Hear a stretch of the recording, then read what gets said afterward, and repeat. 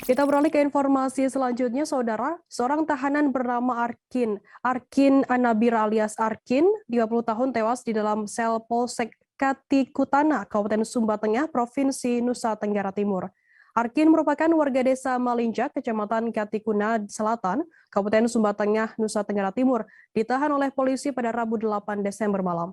Diduga ia terlibat tindak pidana penganiayaan dan juga mencuri ternak.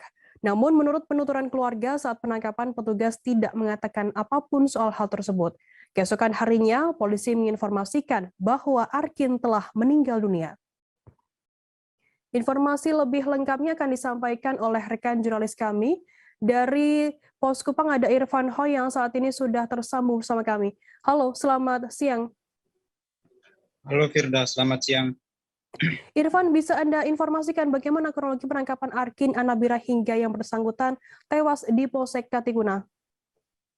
Baik Firda dan Tribunat, bisa saya sampaikan berkaitan dengan dugaan penganiayaan oleh aparat kepolisian di Sumba Tengah, tepatnya di Polsek Katikutana, sehingga menyebabkan adanya seorang tahanan yang meninggal dunia. Tahanan itu Arkin namanya dijemput tanggal 8, kemudian dinyatakan harinya atau tepat tanggal 9 Desember. Dia dinyatakan meninggal dan dugaan saat ini dia meninggalnya di dalam sel tahanan. Untuk informasi sampai dengan saat ini seperti demikian, Firda. Irfan, apakah benar informasi mengenai Arkin ini dianiaya oleh pihak kepolisian?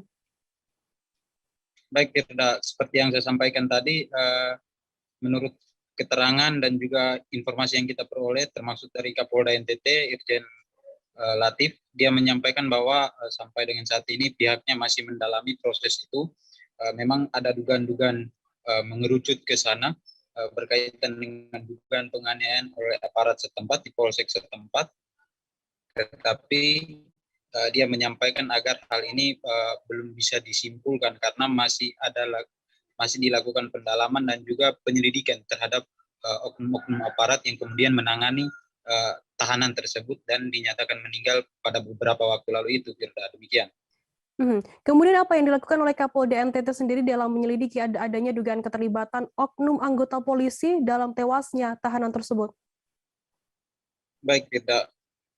Menurut keterangan dari Kapolda NTT sendiri bahwa saat ini dia sudah menerjunkan tim dari Propam Polda NTT untuk ke Kabupaten Sumba Barat Daya karena untuk diketahui saja sebagai informasi bahwa Kabupaten Sumba Tengah dan juga Kabupaten Sumba Barat saat ini masih dalam satu Polres yang berada di Polres Sumba Barat, sehingga tim yang diberangkatkan dari Propam Polda kemudian menuju ke Polres Sumba Barat, di mana para oknum-oknum itu, oknum kepolisian dari Polsek Katikutana itu sudah berada di Polres Sumba Barat Sumba Barat.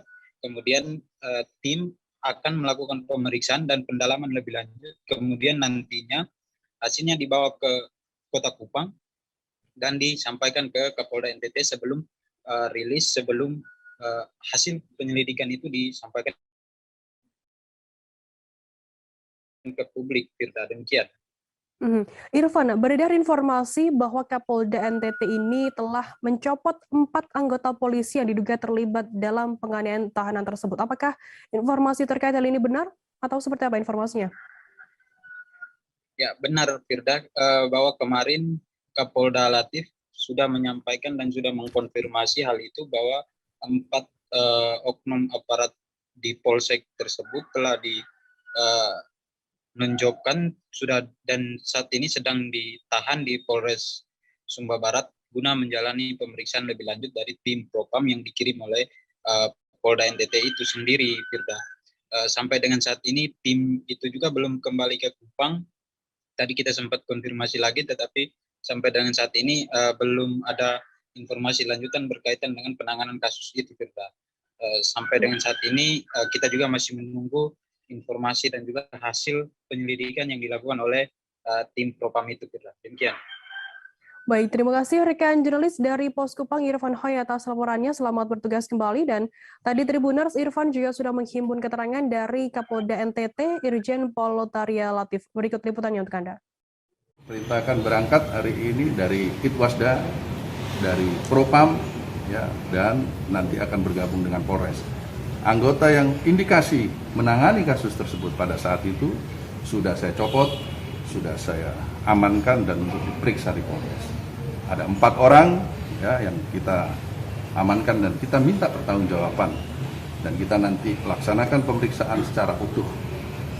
Apabila anggota ini melakukan pelanggaran baik SOP maupun protap di luar ketentuan, pasti akan saya tindak tegas. Ini juga salah satu contoh apabila, misalnya tanda kutip tanda contoh, kalau mengejar pengakuan seperti ini. Nah, saya sering sampaikan, jangan pernah mengejar pengakuan tersangka. Opini dari manapun itu biar sebagai informasi, tapi kita harus tetap sesuai aturan hukum. Karena kita tidak boleh melakukan ini seperti hukum rimba. Berlaku bagi siapapun sebetulnya. Karena siapapun tidak ingin dituduh menjadi tersangka bila tidak ada bukti yang kuat. Dan yang ketiga, ya tentu saja saya ingin tetap Sumba Barat ini, Sumba Tengah khususnya kasusnya, karena tapi penanganannya di Polres Sumba Barat, situasi tetap bisa dijaga dengan kondusif. Kita akan pasti berikan sanksi yang tegas bagi anggota kita, dan tadi yang saya sampaikan, setelah kejadian tersebut anggota langsung kita copot dari jabatannya, kita tarik di Polres untuk dilakukan pemeriksaan lanjutan, dan tim sudah saya berangkatkan baik dari Propam maupun dari Itwasda untuk menindaklanjuti. 4 anggota ini anggota Polsek atau Polres? Polsek sementara, informasinya anggota Polsek, nanti mungkin ada, kita terima kronologi selengkapnya setelah tim nanti dari sana. Tapi siapapun lah yang terlibat, mau Polsek, mau Polres, kalau memang dia terlibat langsung dan tidak sesuai prosedur SOP, di mana seringkali sudah saya sampaikan, laksanakan proses penegakan hukum itu secara humanis. Jangan lupa subscribe, share, komen, dan like ya!